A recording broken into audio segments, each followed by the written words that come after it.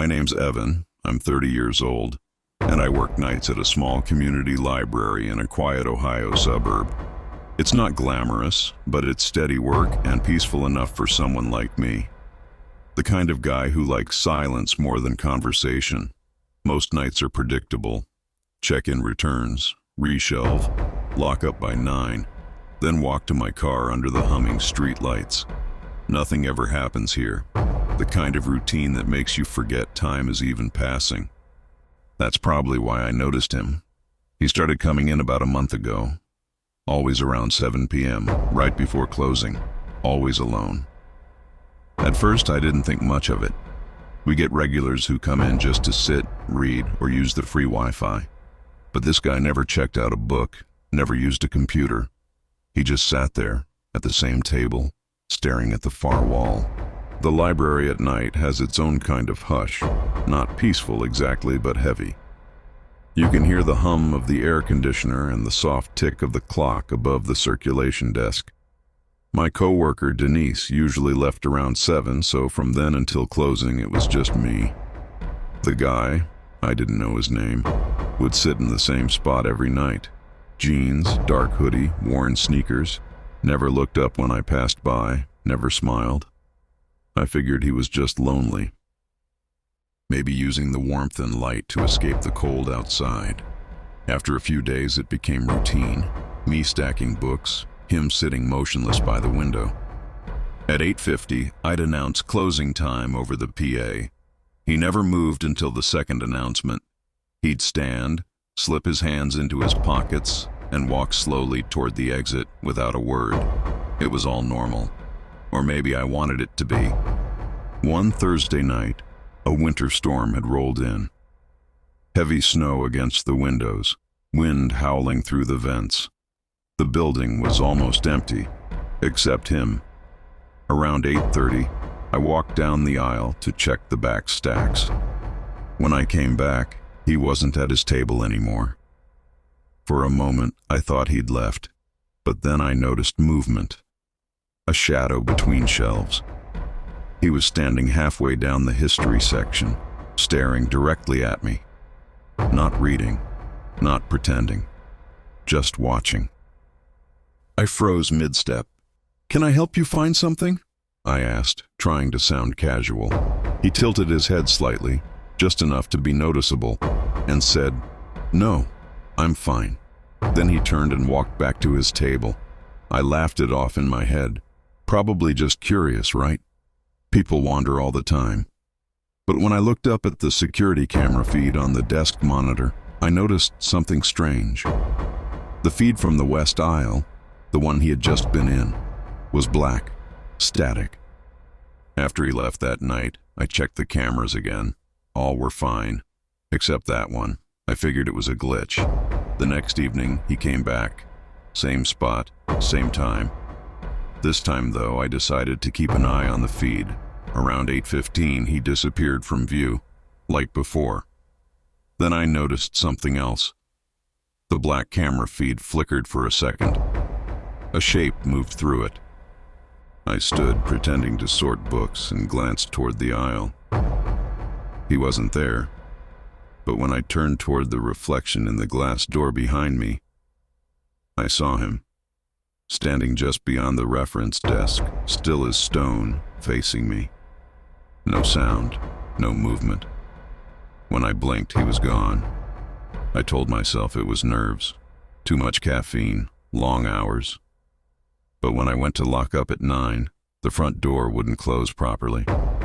The latch jammed halfway. So I had to wedge a chair under the handle, hoping it would hold overnight. The next night, Denise called out sick. So it was just me again.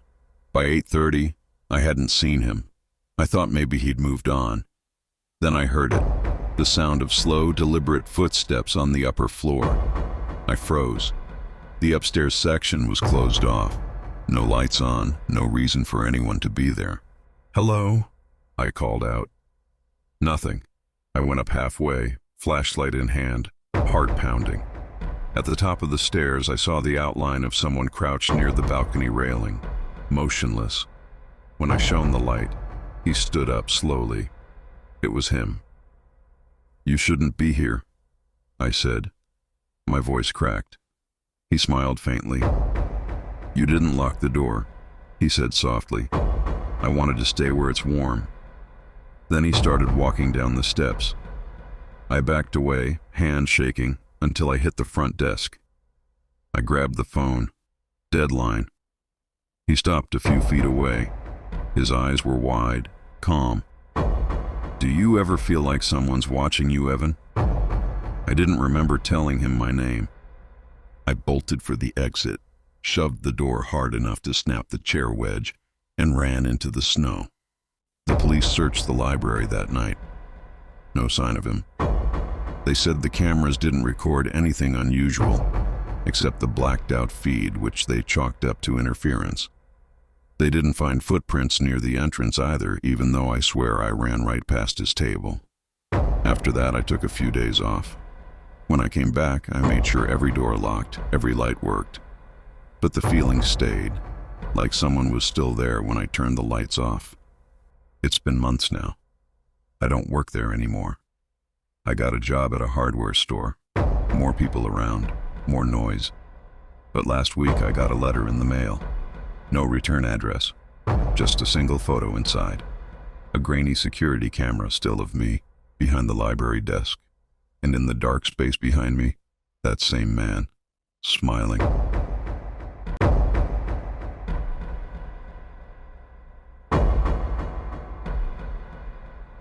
I'm 32 now, but this happened when I was 24, living alone in a small apartment just outside Portland. It was my first place on my own. A one-bedroom unit on the second floor of a slightly run-down complex. Nothing fancy, but I liked it. It had this big living room window that looked out over the parking lot, and at night I'd often leave the blinds open just a little, watching the lights flicker from passing cars while I worked on my laptop. I was a freelance graphic designer then, constantly on deadlines, surviving mostly on coffee and frozen meals. I didn't mind the solitude. The building was quiet, mostly older tenants or students. The kind of place where no one really knows their neighbors, but everyone nods politely in the hallway.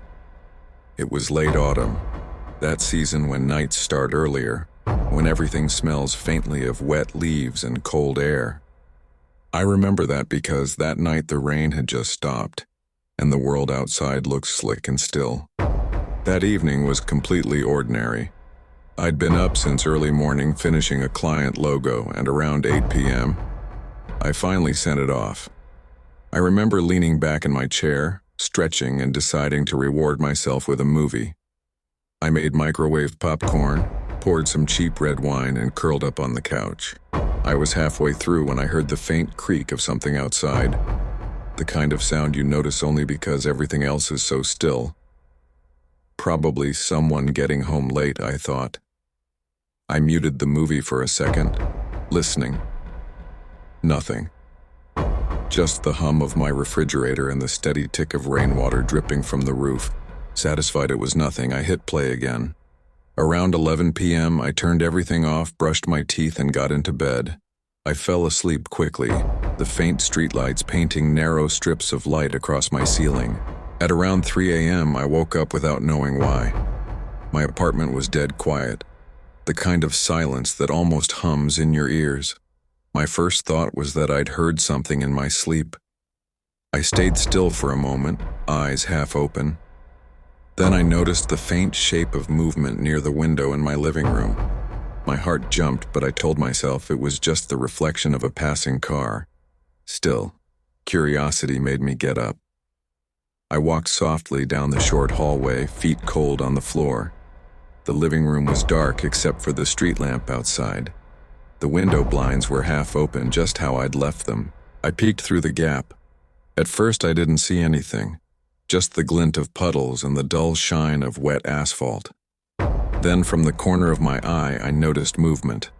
Someone standing between two parked cars, directly across from my window. He wasn't doing anything, just standing there looking up at me. For a few seconds I froze. My mind scrambled for explanations. Maybe he was drunk. maybe looking for his car. But he didn't move. The light from the street lamp hit his face just enough for me to see a pale, expressionless look. I stepped back quietly, my pulse hammering. I waited, hoping he'd leave. When I finally dared to look again, he was gone. I shut the blinds completely, locked the door, and tried to convince myself it was nothing. Maybe he was waiting for someone. Maybe he wasn't even looking at me. But when I lay back in bed, every creak of the building sounded like footsteps. I barely slept the rest of the night. The next morning, I went out for coffee, scanning the lot just to be sure. No sign of anyone. That night, though, just as I was brushing my teeth around midnight, I felt it again. That prickling sensation of being watched. I went to the window and peeked through a slit in the blinds. The man was back. This time he was closer, almost directly beneath my window.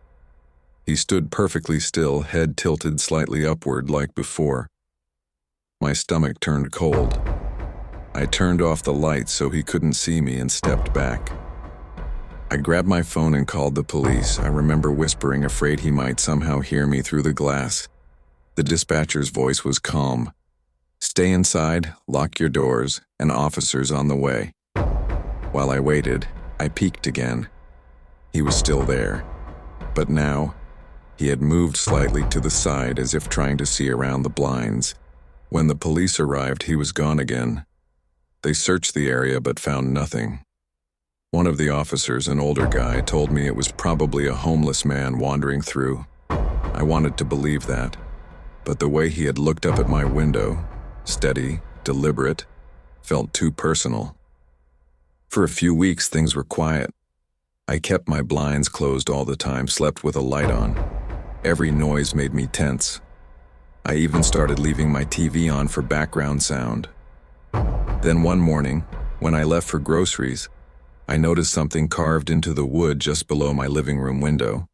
3 letters scratched deep into the frame. C. I reported it to the landlord and moved out a month later. It's been 8 years since that night. I live in a different city now, different life. But sometimes, when I catch a glimpse of movement outside my window, my stomach tightens the same way. I'll close the blinds and tell myself it's nothing, just the wind, a reflection, a trick of light. But deep down, I know what it looks like when someone stands perfectly still in the dark, staring up through your window. And I know I'll never forget that face.